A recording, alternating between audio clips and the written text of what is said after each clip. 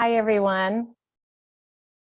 We want to welcome you to our Creating Trauma Responsive Schools webinar series. This is webinar number 3. I did not say good morning or good afternoon because we have people participating from all over the country. So if it's morning, good morning. If it's afternoon, good afternoon. My name is Kelsey Schmitz, and I am the School Mental Health Lead for the Northwest Mental Health Technology Transfer Center. I'm located at the University of Washington at the SMART Center, the School Mental Health Assessment Research and Training Center. And we're really excited to bring you, again, our third webinar, which is Creating a Trauma Responsive MTSS Framework. You want to advance the slides?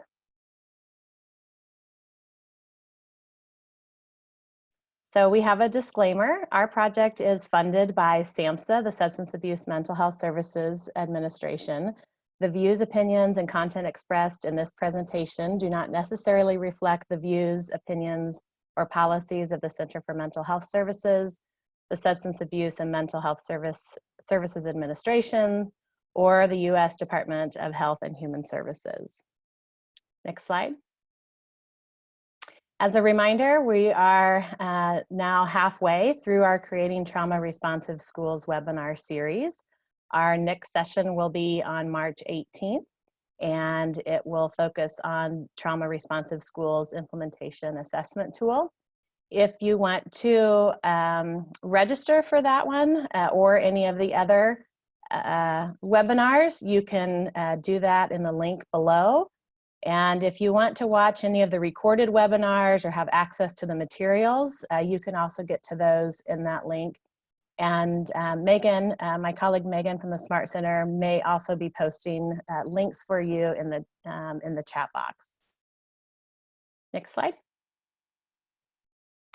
So just for a review or reminder, for those of you who have been with us up to this point, the Mental Health Technology Transfer Center was funded in late 2018. 10 regional centers were funded across the United States. This center is located in the upper left and serves Alaska, Oregon, Washington, and Idaho. But I know that many of you are participating from other places across the country, so I encourage you to reach out to your regional mental health technology transfer center. There are 9 other school mental health leads like myself that are a part of each center and are developing materials and resources and trainings that are specific to your region. But we also welcome you to check out the other regions and access the other resources that are put out by the other centers as well. Next slide. So the goals at our Northwest Mental Health Technology Transfer Center are to provide direct training and technical assistance on the implementation of mental health services in schools, to build infrastructure and create learning communities, and support educational leaders to promote mental health for all. Next slide.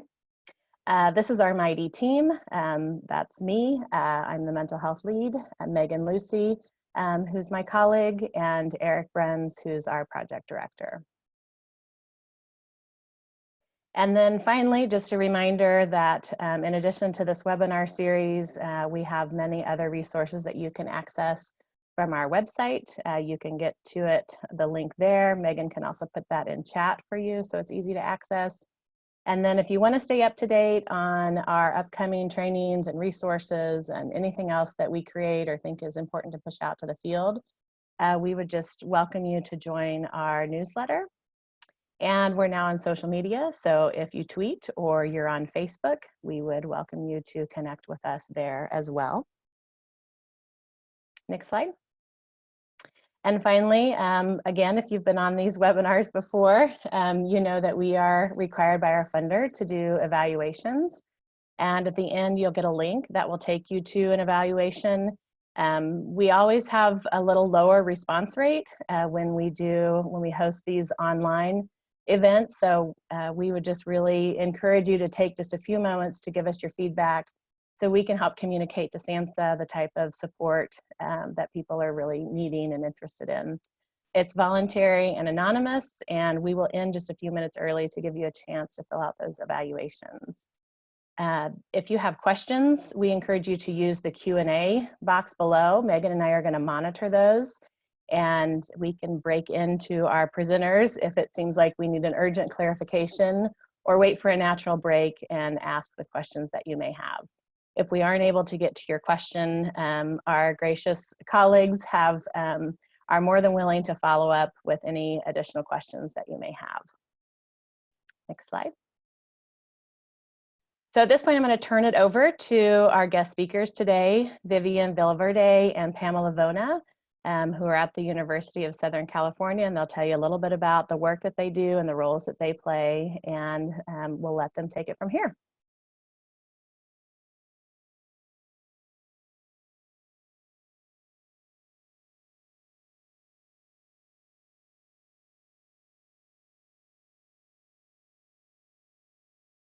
We'll give them a chance to unmute. Nope. Okay, let me see if I can fix that.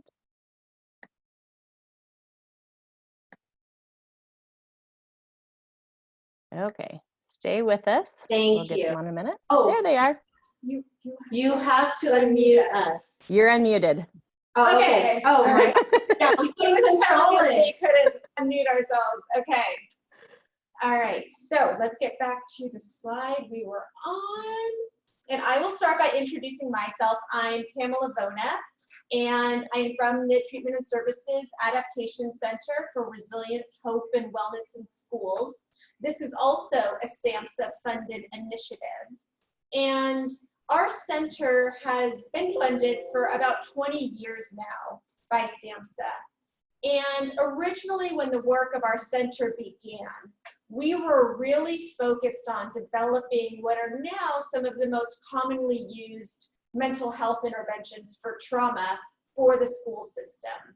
And these may be interventions that you've heard of, like the cognitive behavioral intervention for trauma in schools, or Bounce Back. And we spent a lot of time developing them so they are in alignment with school practices. And we've done a decent amount of research and evaluation on them as well.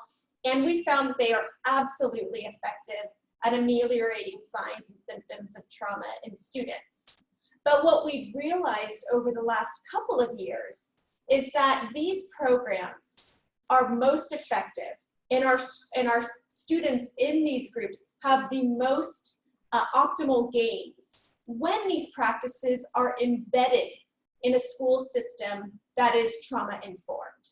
And so what we've really focused on over the past couple of years is broadening our scope and trying to understand, how do we get everyone on a school campus to understand the principles of what it means to be trauma responsive and integrate those concepts into their work. And so today's webinar is in alignment with that goal and aim of our center. So my name is Vivian Villaverde, and I am a clinical associate professor at the Suzanne DeGore Peck School of Social Work here at the University of Southern California. And by training, I am a school social worker. So I was with LA Unified School District for about 10 years, working with high-risk students who are under the care of our Department of Children and Family Services, so they're child welfare kids, and dually supervised by the Department of Probation. And so a lot of the work that I've done has been in collaboration with the Department of Mental Health, Probation, and DCFS as the school representative. And so it's always been those kids who are high utilizers of services and moving around and tend to be exposed to trauma with high exposure and multiple exposure. Both on an acute as well as chronic. So then I moved into the school, the university, and been a part of the Treatment Services Adaptation Center the past 3 years. And we partner a lot with different school districts in Southern California, and we have been able to give them access to a lot of the materials that we have, and we have been supporting them in their trauma responsive transformation in multiple ways. And so that's been my role. And I'm also a TICE trainer, which we've done for our series, the webinar series 1 and 2, and SET, services for students exposed to trauma, and a trainer for that. And with that, I'm going to move into, so we're going to move into our webinar for today, and it's, we're titled it, Creating a Trauma Responsive MTSS Framework.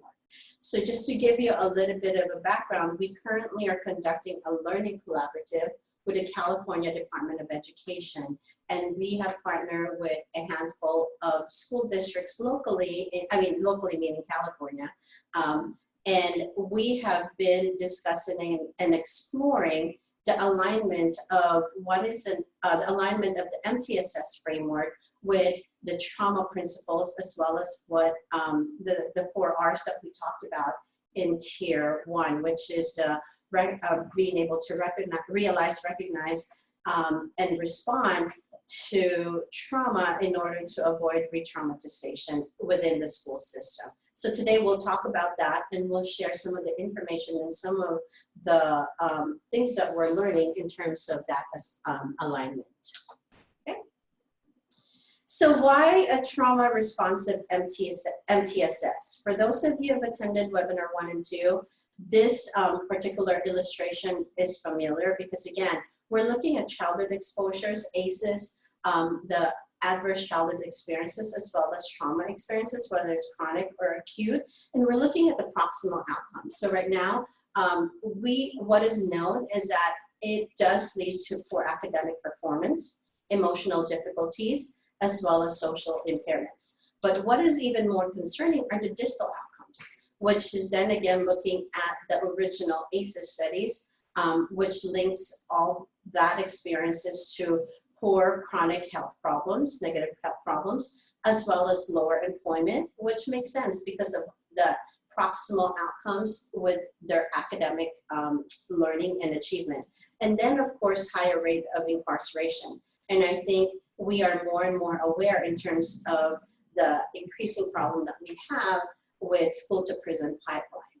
And so with this in mind, we are looking at how could we intervene? How could we interrupt from this end right here on that first arrow? How can we insert the schools? The kids are in our schools for about 6 hours a day. So I think it is worth the investment in looking at how do we break or how do we intervene so that the proximal outcomes could be reversed or reduced as much as possible, then hoping that that would lead to then a different distal outcome. So just to kind of start off, we are presenting, this is a California model, and we're not too familiar, or we don't have there's not a lot of consensus on what a model is. So this is a disclaimer that we're using this as a platform so we can speak about it. But again, we're not endorsing either one. And I think each state has their own model. So this is the California Department of Education MTSS framework. So how they see their MTSS, it's a framework that brings together both RTI2 and PBIS and aligns their supports to help the whole child. And we're looking at, and the only difference, and I think Kelsey pointed out, why is it called RTI2? As far as my understanding of it, this is a California model, and it's just, it is sort of an expansion of the RTI, the original RTI, to include more consultation, collaboration, and family participation and collaboration as well. So the RTI, and I'm going to go back to this, but I'm going to just show you. So in terms of the California, this actually is an RTI of one of the districts that we work with, and they're called ABC Unified School District, and they're based in Cerritos, California, which is Southern California. So the RTI is the same as the original one, but what a lot of them have done too is they've also combined a behavioral component to it. But again, the PBIS is also a part of that. So I just kind of wanted to illustrate the tier 1, tier 2, tier 1 being universal, tier 2, a little bit more elevated, and then the highest need would be on the tier 3. So I think that particular conceptualization of the RTI is pretty universal on a national level. And then of course, so what it is that it puts it, and I'm going to this slide here. The MTSS basically is sort of the umbrella that pulls everything together. So we're looking at RTI, PBIS, and it's the framework where it holds it. And if you look at it, there's a lot more collaboration, and the system talks to each other and it moves together. It might be moving at different paces, different time, but there's a converging that's going to happen under that MTSS. And so this is, again, a California initiative, their MTSS that they're promoting. So they have the academics, the behavior, the social emotional, and looking at the whole child, but then fostering family community engagement, an administrative, a collaborative administrative leadership, as well as integrated education work framework, and then also looking at not just practices, programming, as well as implementation, but also looking at inclusiveness in the policy that they might be developing, or how can they review and change policy so that it really embraces the collaboration and the integration. So this is the California model, and we just kind of wanted to show it, but again, we are not endorsing it either way. So what is a trauma responsive MTSS or school system? Again, the only reason why we put the school system is that some school districts might not be on the MTSS yet, but I think there is a way to look at the organization, the district as a whole, as a system, and still look at how do you become more trauma responsive. But the focus of this training would be in utilizing the MTSS framework. So where we want to start with this is, how do we align some of the SAMHSA, which again is the funding source for both the MHTTC and our center as well, how do we align some of those principles in looking at the MTSS and whatever it is that we're moving forward with? How do we develop this lens and paradigm so that whatever it is, the programming, the implementation, the evaluation, would go through a trauma-informed lens? And so according to SAMHSA, a trauma-informed system follows 6 guiding principles. The first would be looking at safety, looking at trust and transparency, looking at peer support, looking at collaboration and neutrality, empowerment, voice and choice, and lastly, but again, there's really no order to this. These are the guiding principles, and I think they are, as every one of them is as important as the other, cultural humility.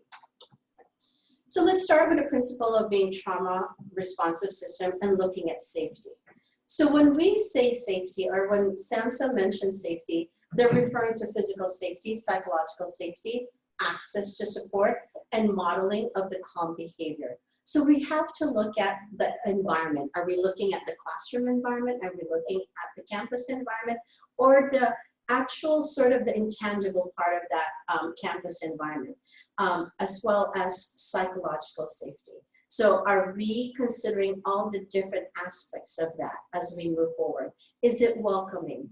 Is there, do they feel that it's a safe space for them so that they can openly talk about some of their challenges, as well as understanding that there will be available supports? And then in terms of access to support, creating that environment where they are feeling safe enough that they can reach out, they can open up and really seek out support, and that there is room to really explore that, and there's room to share those concerns potentially. And not just for our students, but for our staff as well as the families that are coming into your campuses.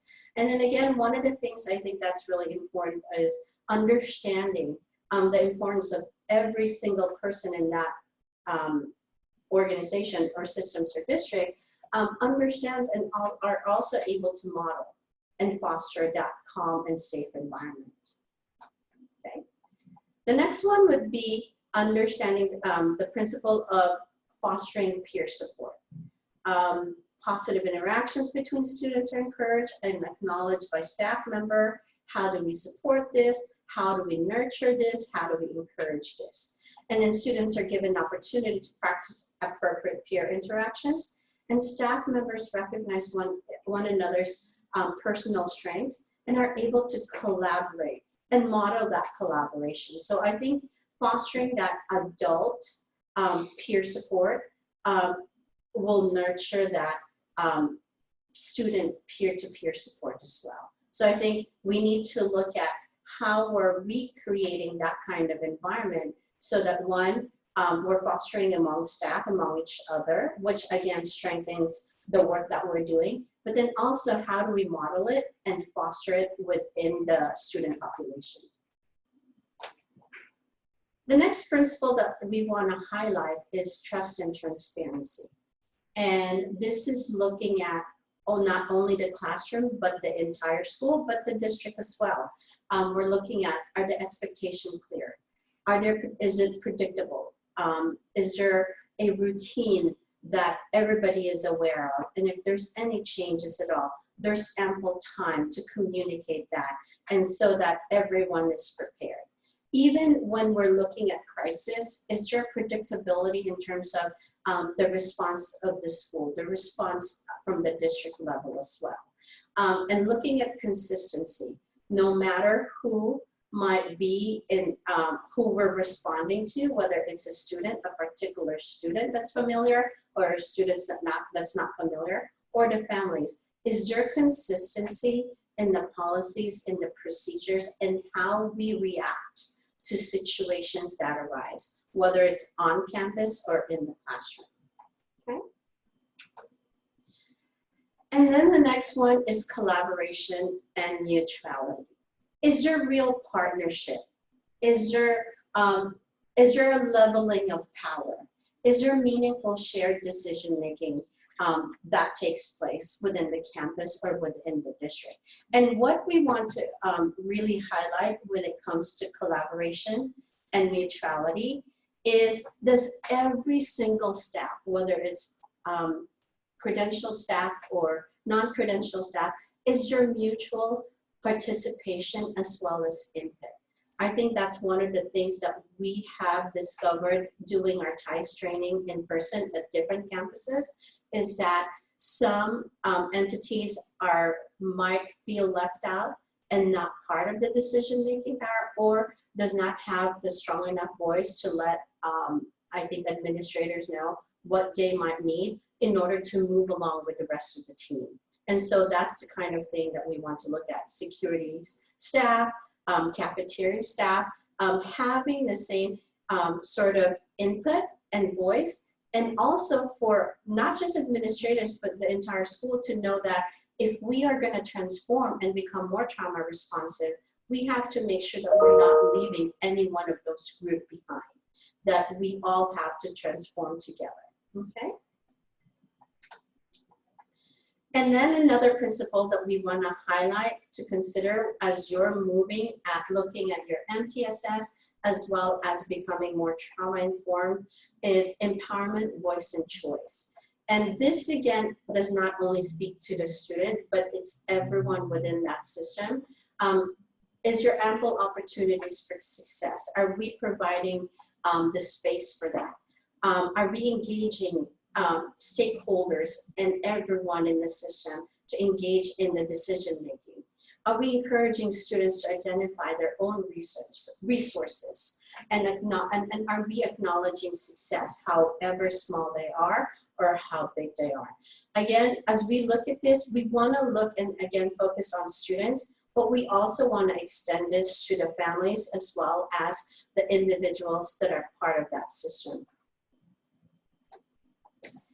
And then the last principle that I want to talk about would be cultural humility. Learn about the students' culture, but let them define it. Are we understanding who is in our community, who are in our school? But again, understanding maybe the more known aspects of it, but also recognizing that culture can also be individual, and each family might have their own context and how they express it, how they experience it, and how they use it as a protective factor potentially. And we want to identify strengths and assets of those cultures and tap into them in terms of building that trauma responsive community within our schools and districts. And we want to understand inherent protective factors and coping mechanisms associated with each one of them, and aligning them and tapping into them, and maybe adapting some of them and incorporating or integrating them in some of the programming, other practices that we might have. And this again requires taking the time and getting to know our families and finding out what works within those communities and who are they, who are those that are in our community.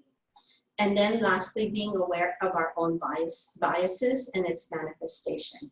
Again, I think this is really helpful if we're fostering the collaboration and neutrality among staff, because again, we have to recognize that our staff are made up of different cultures, of there's diversity there. So we have to look at it as understanding our own and then extending that to the bigger community of our school. Okay, and so then what we want to talk about is, after we've outlined what all of these principles are, well, what are they intended to do?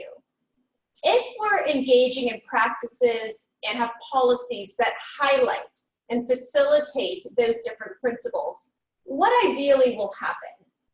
And ideally what's going to happen is we're going to facilitate connection with our students and their sense of safety. And just to remind you why connection and safety matter so much, I just want to, again, for those of you who have been on previous webinars, this will be review, but we wanted to show it just in case there are new people on this webinar. So we know there's 3 regions of the brain involved in the stress response. That amygdala, the green area, is the part that sets off the alarm. But then also engaged in the stress response is our prefrontal cortex, that region of the brain that's involved in all of our higher order thinking, like problem solving, evaluation, organization. And then there's also our hippocampus. And that's a critically important part of the stress response, as it regulates memory and our emotions. And what we've learned is that when students live in situations where they're exposed to ongoing trauma or ongoing stress, unfortunately, this starts to happen. And what this means is that our brains work a lot like a muscle. So if we're constantly in a context where we feel unsafe, that amygdala is going to be working really, really, really hard. But unfortunately, when the amygdala is constantly working, it actually has a negative impact on these other 2 regions of the brain. And so while the amygdala is getting stronger and stronger, it's sending out chemicals that impede the activity and growth of the hippocampus. And when the amygdala is firing so powerfully, it sort of takes our prefrontal cortex, we like to say, offline. And so we know that this is what our students' brains can happen, and this is the adaptation that can happen in their brains as a result of constantly feeling unsafe. So the idea is, by integrating those trauma responsive principles into the practices we're using, we want to reverse that trend. And again, we know that connection, actually those safe and supportive relationships, those actually send out a chemical, oxytocin, which helps to calm the amygdala. And then that allows these other regions of the brain to come back online and operate effectively. And so this is why those trauma principles matter, and why we absolutely want to weave them in to our MTSS. So let's dig in now and combine these 2 things. Earlier, Vivian presented the overall structure of the MTSS and how we can embed PBIS, all of our climate initiatives within the MTSS, and similarly RTI, which has its academic focus. All of those things fall under MTSS, and particularly a trauma responsive MTSS, because look, what's impacted? It's not just academic functioning with the prefrontal cortex, it's also our trauma principles address the child's emotional world. And that is why trauma responsiveness is just such a natural alignment with MTSS, because trauma impacts academics and it impacts the social emotional world of our students. So first and foremost, when we're thinking about a trauma responsive MTSS, we want to frame for what are the practices that are trauma responsive. Well, our center, being that it's focused on trauma responsive practices in schools, we wanted to come up with what we thought are all of the different policies and practices that we consider to be trauma responsive in a school system. What are all of those? And we wanted to do it in a relatively systematic way so that we could feel confident that we have selected policies and practices that truly are in alignment with trauma principles. So what we did was we followed a RAND UCLA appropriateness method, which meant that we brought in 9 national experts on trauma responsive schools. And we went through about a year-long process of identifying policies, of identifying practices, and coming to an eventual consensus on what we think all of those are. And when we did so, our initial framework looked somewhat like this. And we were thinking about it in terms of, well, what are all the different spheres of support that need to wrap around a student in a trauma responsive way? And so this is what it looked like with our targeted interventions, most closely wrapping around that child, moving all the way out to our community and family supports. But then we thought about it a little more and thought, well, we don't want to impose yet another framework on schools. We know schools have framework fatigue. And we thought about it more, and then we realized that there is complete alignment if we just change slightly how we're looking at it. And when we turn those concentric circles on their side, we end up having something that looks very much like our RTI or our PBIS tiers. And again, all of that is completely in alignment with this universal to targeted, to early intervention to targeted practices. And then at each of these tiers, what we wanted to do was identify what we think are trauma responsive within each tier. And again, you can now think to yourselves whether or not these are things that you're already doing. What we want schools to also realize is being trauma informed isn't necessarily picking up a whole new set of policies or practices. Being trauma responsive is putting a trauma lens on the work that they're doing, and also realizing that some of the practices that your school is already engaged in, they very well may be in alignment with trauma principles already. So at the community and family level, what do we need to do to be trauma responsive? Well, we certainly want all of our staff trained to be sensitive to racial and ethnic differences in language and immigration status. Do we, as schools, are we partnered with community organizations that are trusted by the different groups within our school? And then finally, and I think this one is critically important, and it's a very unique role of schools, but are we engaging families and even the broader community about trauma and its impact?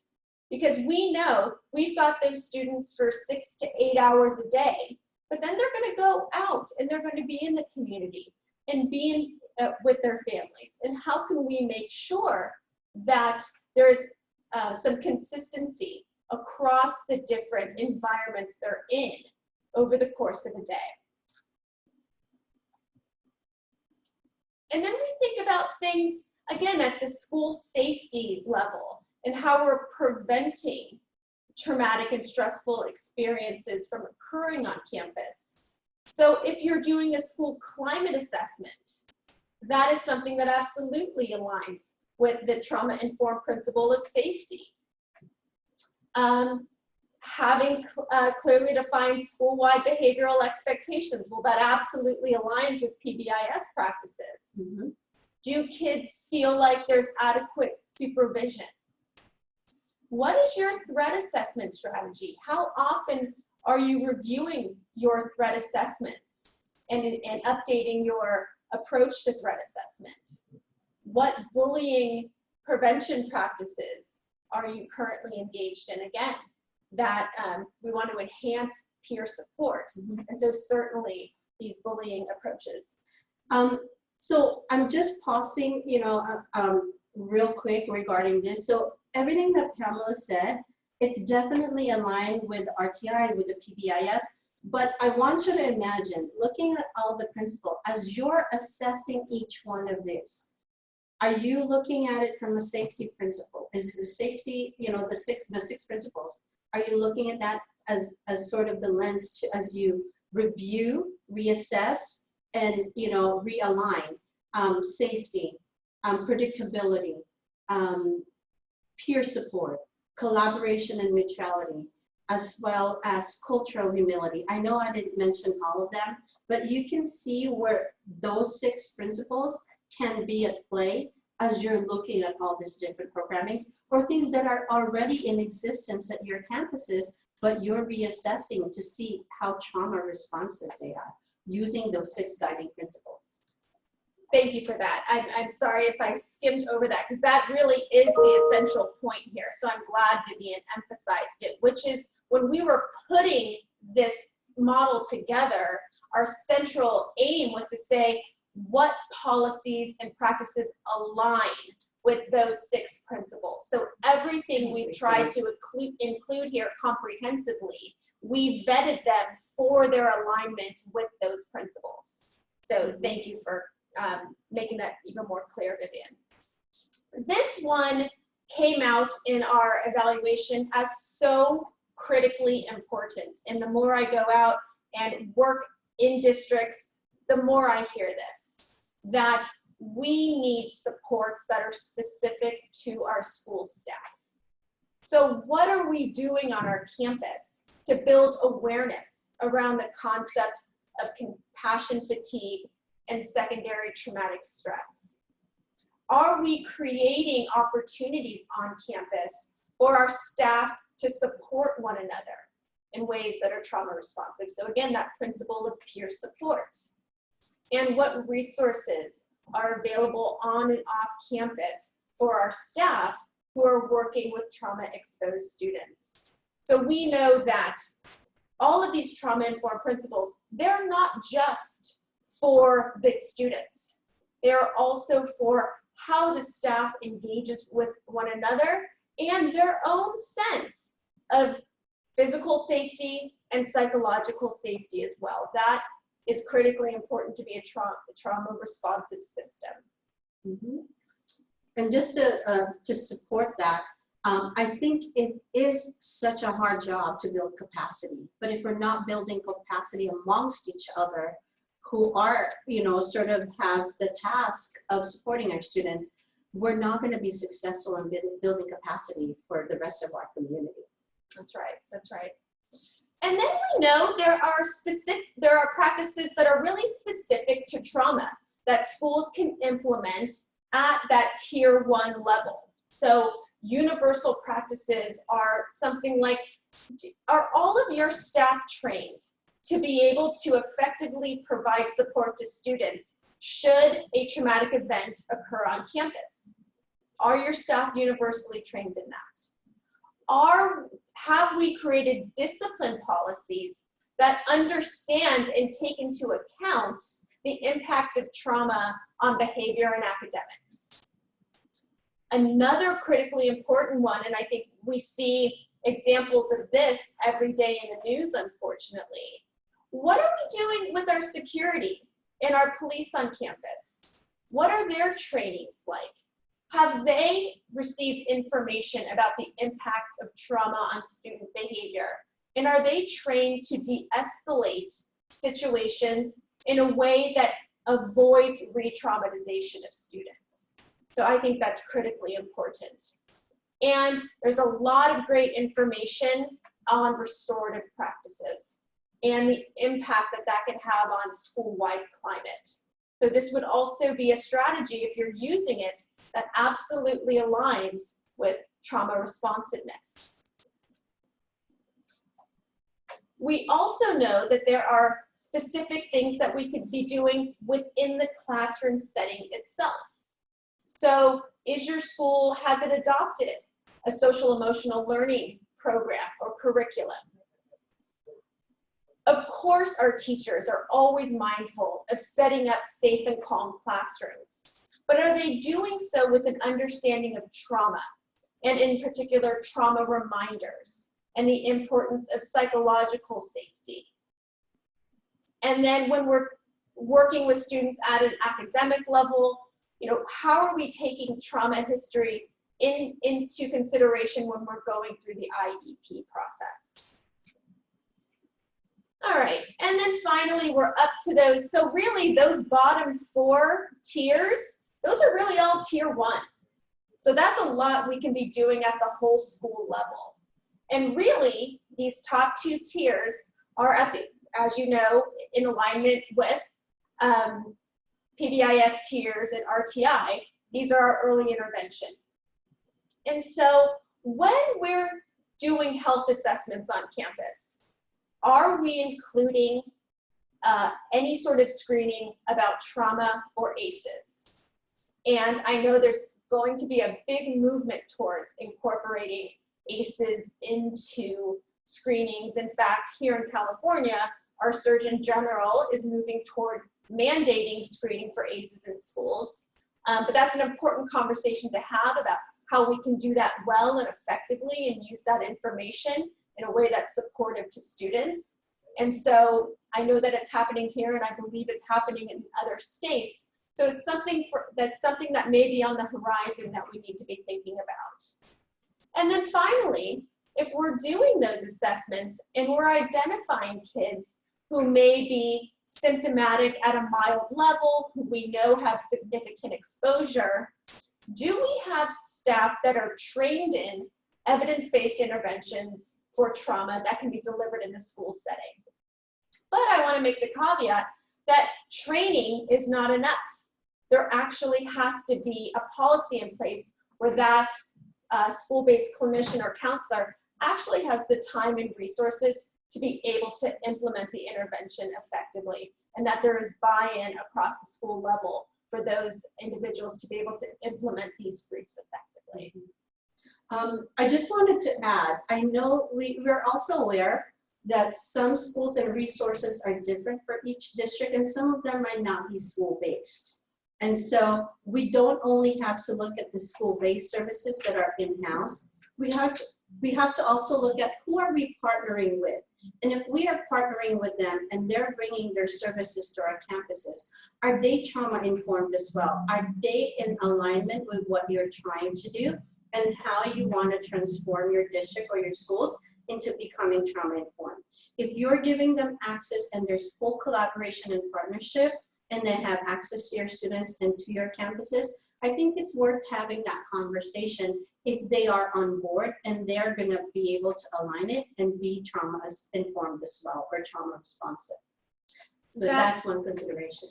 That's an excellent point. It's in alignment with what we have here at the targeted level, but also it applies to early intervention as well, which is that second bullet there. When we have partnerships, potentially maybe at the tier 3 level, where we've linked with a community mental health agency that's providing supports to a particular student, like Vivian said, have we vetted that organization for their trauma responsiveness and their expertise in trauma, rather than just making an assumption that they're going to get services that are truly evidence-based in trauma. And then finally, when all of the stakeholders are coming together to address student performance, is trauma being woven in to the understanding of the issue and the subsequent strategy use to support that student effectively. So that is how we think these 6 principles of trauma responsiveness align across all of those tiers of support, tier 1, tier 2, and tier 3. So I just want to stop. I think I saw a question. So I don't know if Kelsey or says something on the Q&A just really quickly. Yep, there was a question that came in about resources for social emotional learning curriculum at the high school level. So I did send the CASEL link for the middle and high school guide, but if you all have additional resources, we could share that as well. Yep, we are getting there, and I'll be really excited to share all of that with you. So, okay, after we've gotten our frame in mind, it's okay. After we've framed for ourselves, what does it mean to be trauma responsive across all of these tiers, then we need to work together to implement, right? And what I think is most important to understand trauma responsiveness, it's not just what we do, it's how we do it. So the team itself needs to be operating under these trauma responsive principles as well. So when we think about an MTSS team, however you formulate that at your school, I know at a lot of schools we've been working with, they've been using their PBIS team, but also, of course, integrating others so that we're not working in silos. When we formulate that team, are we considering the way we engage with one another so that it fosters psychological safety?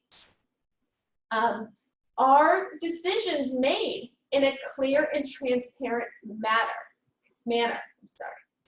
Now, when we're engaging in peer support of one another, we always want to assume that our peers have good intentions. And I know that aligns with PBIS principles very much.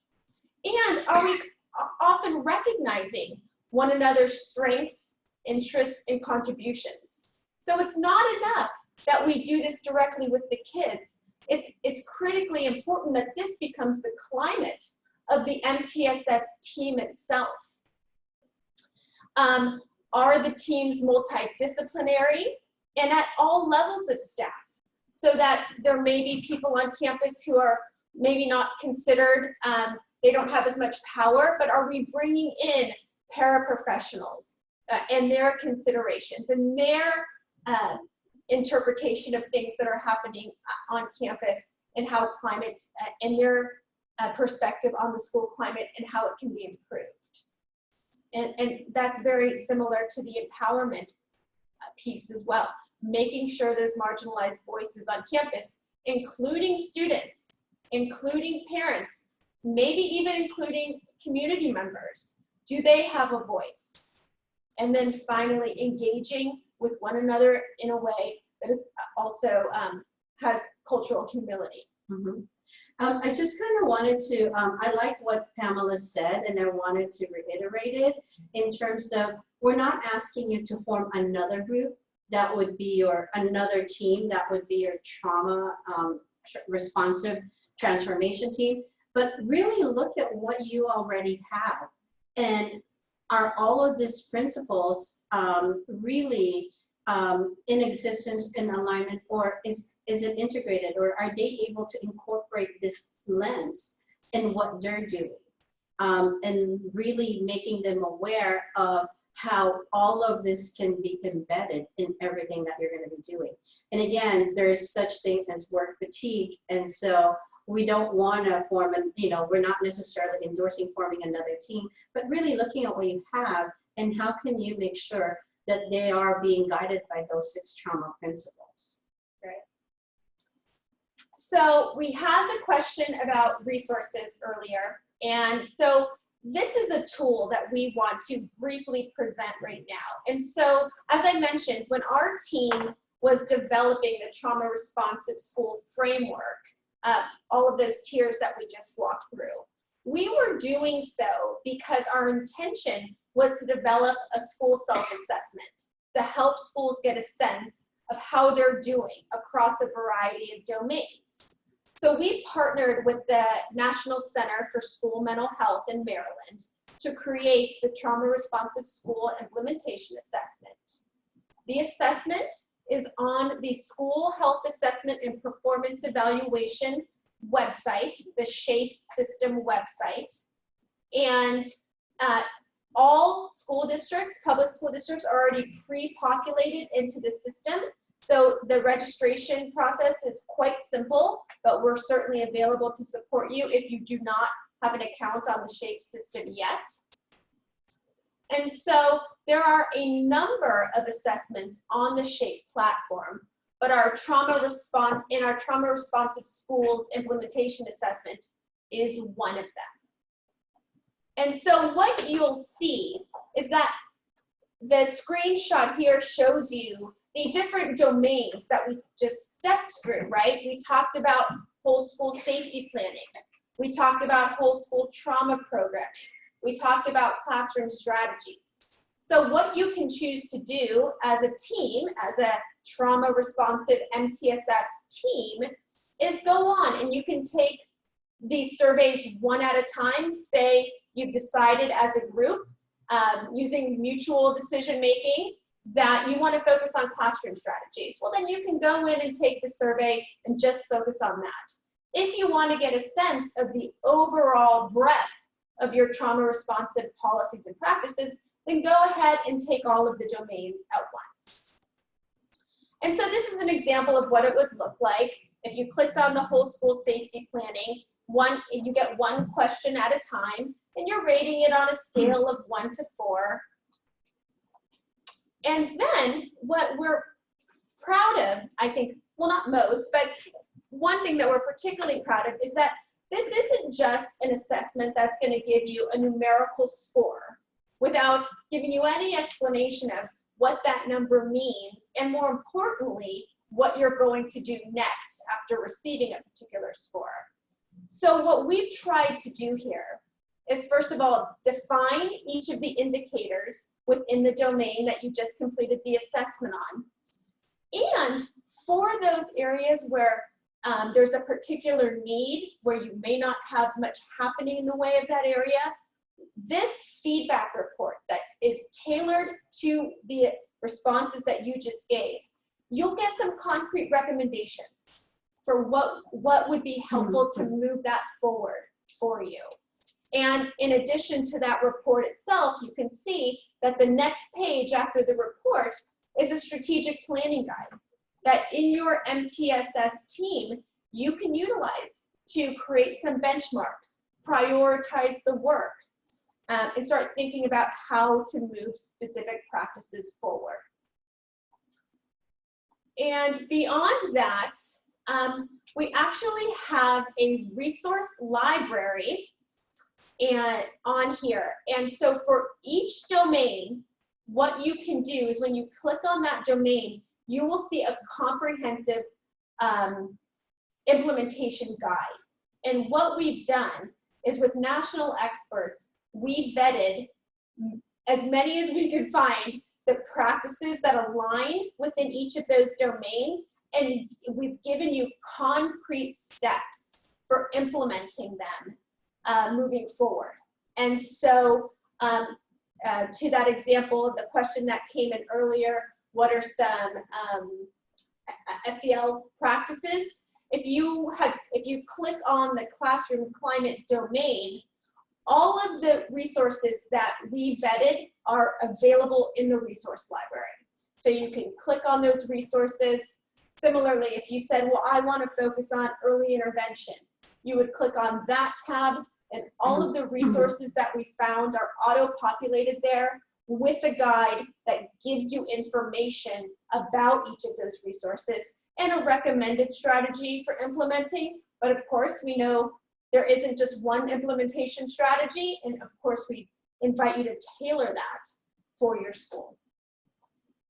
And again, this is all in alignment of realizing that trauma has an impact on our students, that everyone is recognizing the signs and symptoms of trauma, and then this third bullet here, critically important, that our school is responding by integrating those trauma-informed principles to create a safe and nurturing school environment.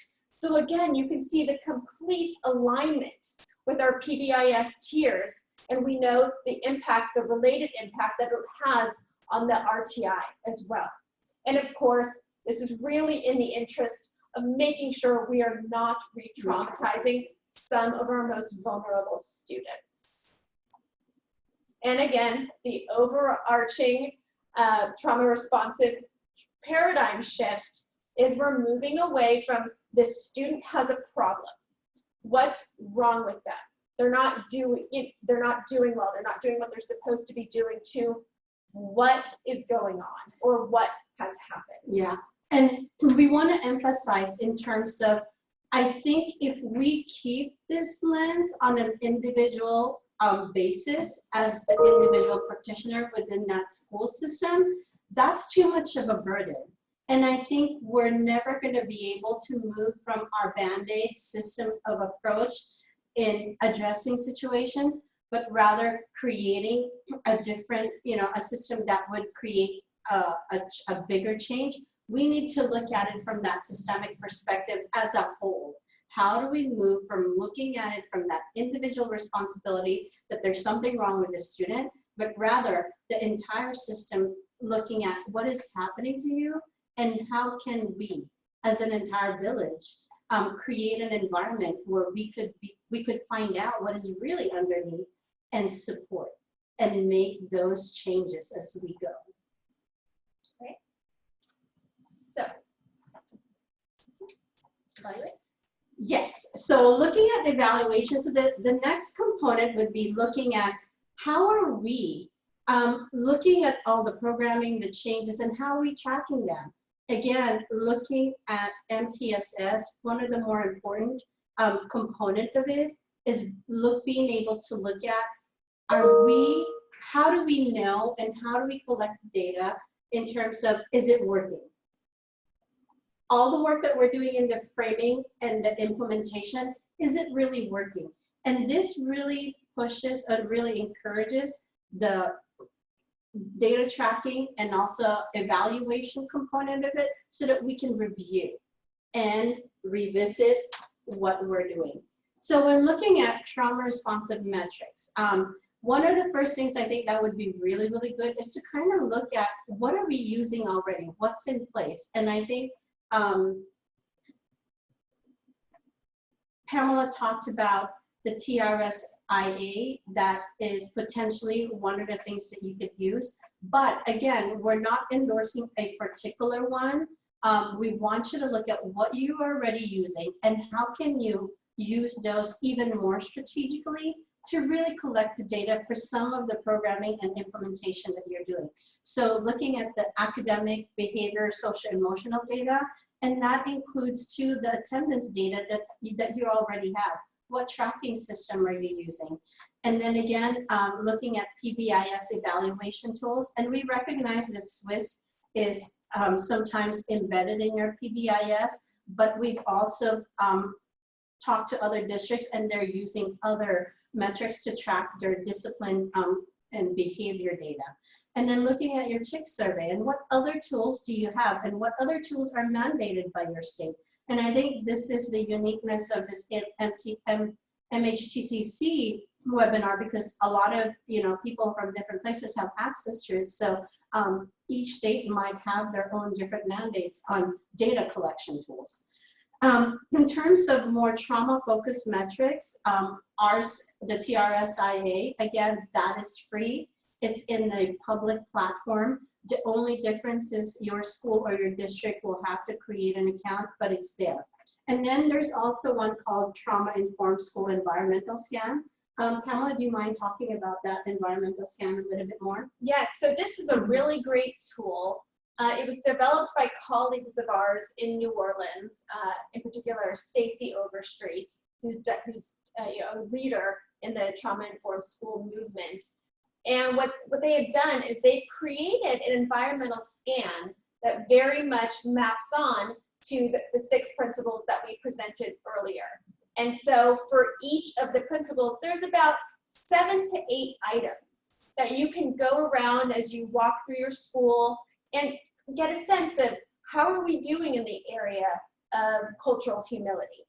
And the same is true for all of the other of the principles. And so you can look how you're doing on peer support or collaboration and mutuality. And again, use that data to then inform your responses to questions on the TRSIA.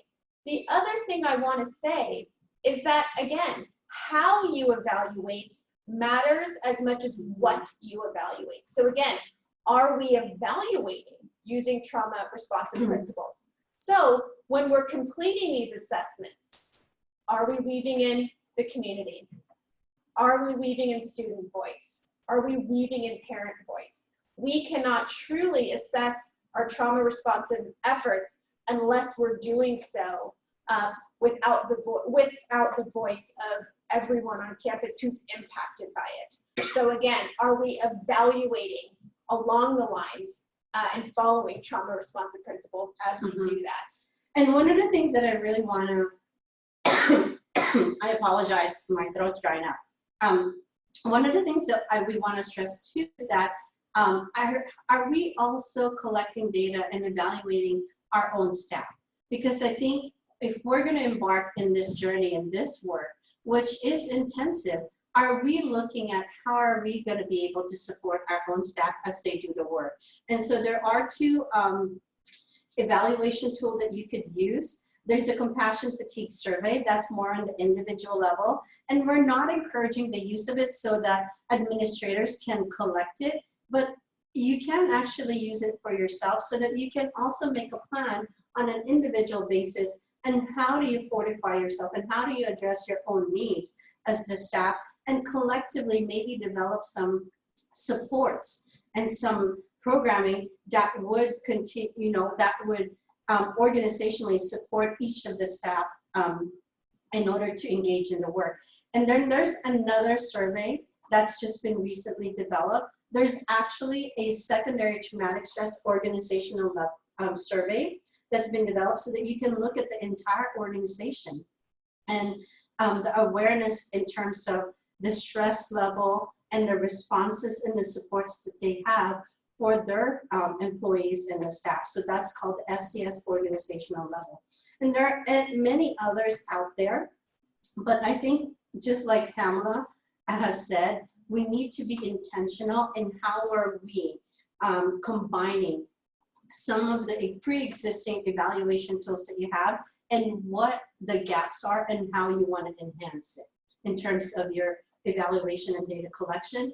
For again, the purpose of it is for us to be able to review and look at our implementation, our practices, so that as we're going back, there's sort of a cyclical movement to this, like as we're reviewing our framing, is it data informed? Are we basing it on some of the collections, the data collections that we have, and understanding the gaps and the strengths so that we can reframe, so that we can review our implementation and development as well. And so one thing that we'd also like to do is just quickly give you a preview of what the SHAPE system looks like. I saw in the chat that Kelsey shared the SHAPE system link. And so what I'm going to quickly do, sharing the screen, is just give you a virtual tour. Okay. All right. So quickly, I'm going to go into the shapesystem.com. There it is. All right. Let me just make it bigger now. I can, get it. All right. So here it is. This is what the landing page looks like. For those of you who have not had an opportunity to sign up yet, you'll do so here. But once you have your account, you'll just log in, and I'll just do mine really quickly. And this is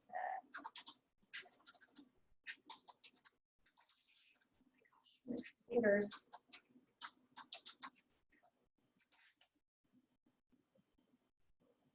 All right.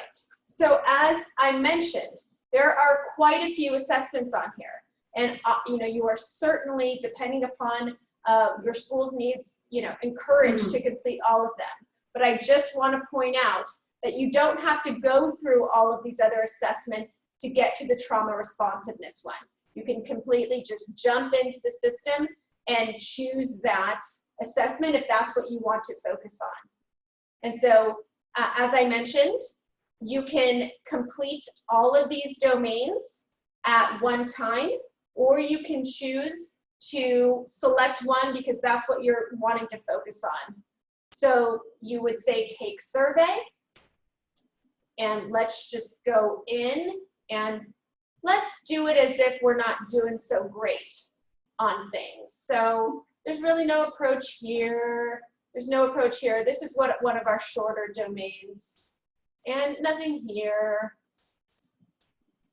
And then, as I mentioned, what will pop up is, oh, we can then view our report. And as you see, we weren't doing so well. We got some recommendations based on where we said we weren't doing well, which was each of those. And then, of course, we can work together in our teams to use that strategic planning guide. What I also wanted to point out was the resource library. And again, if you want to focus on other aspects of mental health in your school, there's a link for that. But if you want to focus on trauma responsiveness on its own, go ahead and click there. And as I mentioned, there's a tab for each of the domains. And so let's go ahead and do trauma programming. Well, then pre-populating, there's 28 out of 110 resources that we vetted there. And then what you can do is in each of the domains, the first thing that'll come up is a trauma programming guide.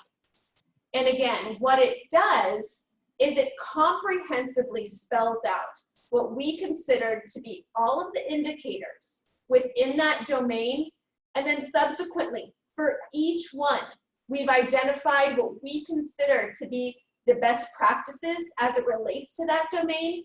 And like I said, we did our best to provide you with an implementation approach that was vetted by experts, both at the academic level, but also experts who had boots on the ground who do this work. And so we encourage you to use this as a way to think through, and when you're completing that strategic planning guide, grab this guide at the same time so you can be cross-referencing with it. And then again, you have access to all of the resources within here.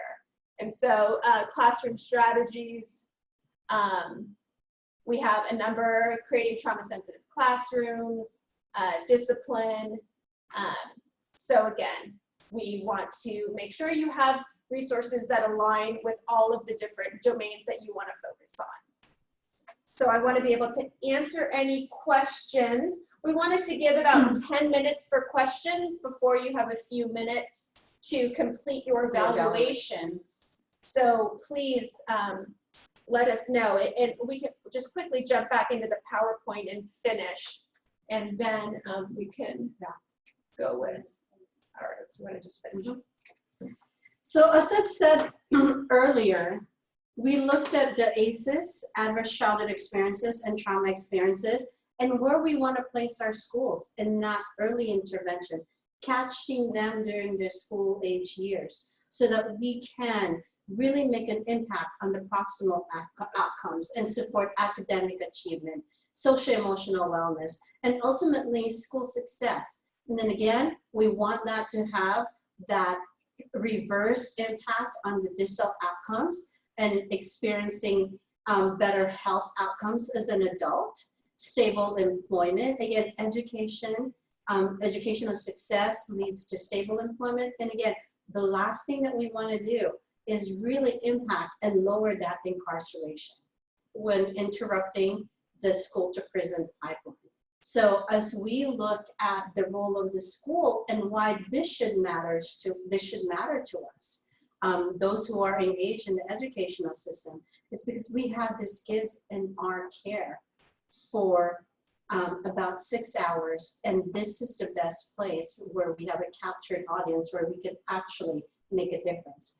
And again, as a school district, if you did our webinar 2 in terms of webinar 1 and 2, in terms of what is, as a school, what are our deliverables? And those are really supporting school success and higher test scores, high attendance rates, as well as higher graduation rates. If we don't look at this and if we don't provide those additional supports that our students need, it's going to be really, really hard for us to meet those deliverables as well. And with that, we want to open it up with some question and answer or Q&A. So I'm just responding to a question that came into us just about where that website is again. It is theshapesystem.com, and we have really tried to make the registration process quite simple, but if you run into any issues during registration, please, you have our emails, feel free to contact us so that we can make sure you have access to the system and are able to do what you would like with it.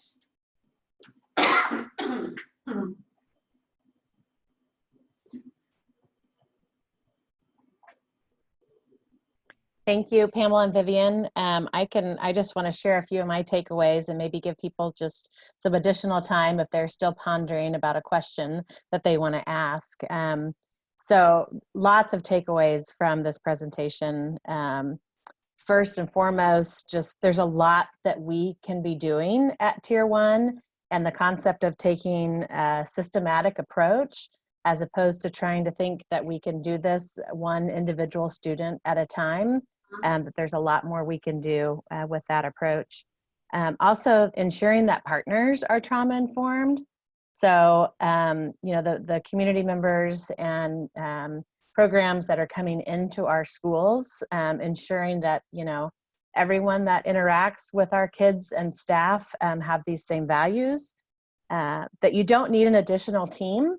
And I see this a lot in schools and districts that might have a PBIS team and a climate team and a trauma-informed team and a discipline team, that this doesn't, you don't need to create another team, that this just becomes, use your existing teaming structure.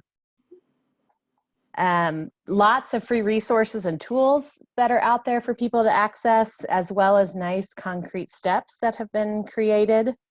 And then the emphasis on family, youth, and community voice as just a critical aspect of this work as well. So those were just a few of my takeaways, and we'll see if I talked long enough to see if anybody else had any additional questions. I don't see any, but again, you all know how to reach out to us if you process this a little more, or maybe go back and share this webinar with your team and have some additional questions. We would encourage you to reach out. And I just wanted to add, thanks for bringing that up, Kelsey, in terms of the teams.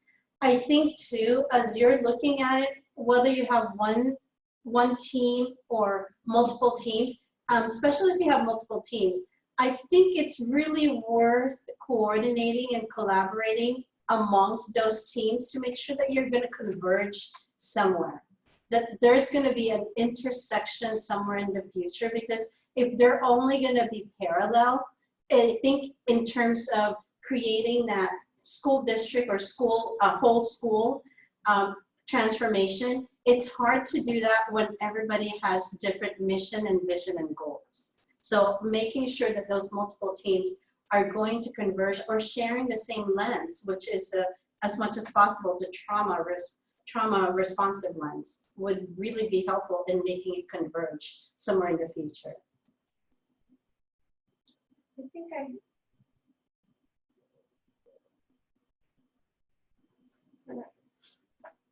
So these aren't questions, but more comments. Thank you so much. As a former school counselor and current professor, I'm interested in MTSS and trauma. This was excellent. Thank you. Absolutely love your tiered intervention and integrated focus using a systems approach. Great points about not needing to create a new initiative or a new team. Align and integrate what you already have, and then build capacity to facilitate, to fill gaps. Yep.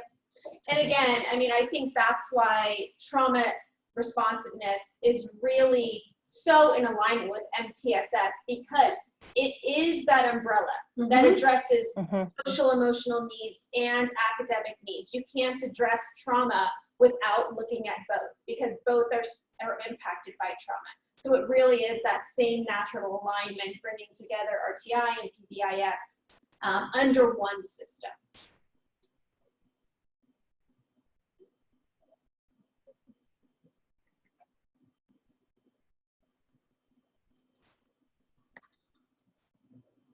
Again, all right. Want to thank you all and wish you luck on your trauma responsive MTSS journey. And certainly as you learn things, please stay in contact with us. We are just as much interested in learning from your experiences as we hope that you learn from our experiences being out there in the field. And also keep in mind that this is not a 1 year agenda. This is truly a journey. 3, 4, 5 years. So do not get discouraged and take it slow. Yeah, and one thing that I want to add to that, having the MTSS as a cycle, there's a framing, implementation, and evaluation. You will make mistakes, or you will, you might have some programming that are not going to be successful. I think that's okay. I think part of it too is that if we don't accept that not everything that we're going to do is going to be 100% successful, it's going to be 100% good fit, I think we need to acknowledge that it's a work in progress and it's a journey. We might not get it right the first time, but that's why we're going to evaluate it. We're going to keep track of what the impact is so that we can review and then adjust as needed. And that is part of that cycle. That's all natural, and that's part of the journey. That's right.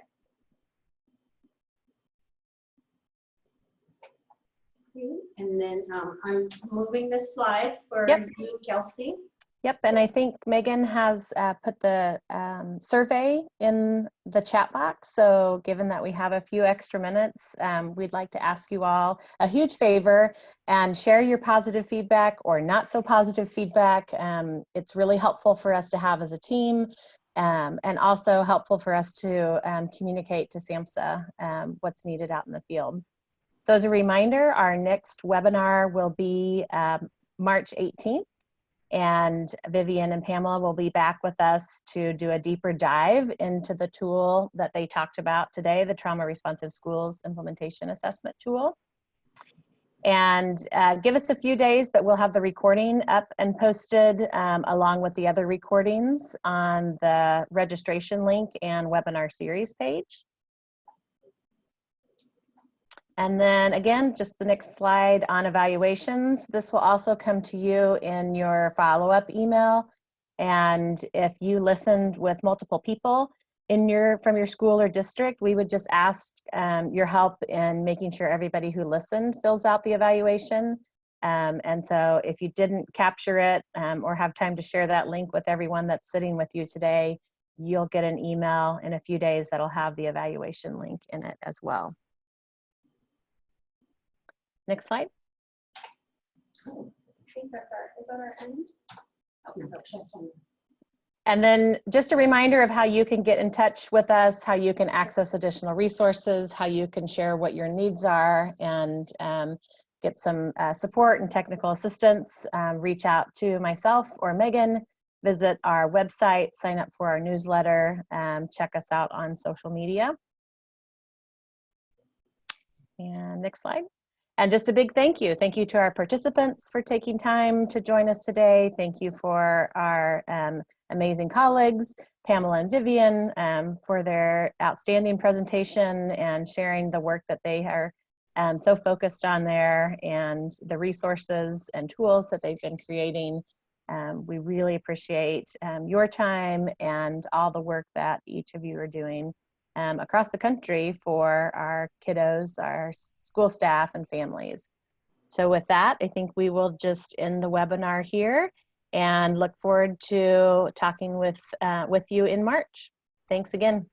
Thank you. Bye, thank you.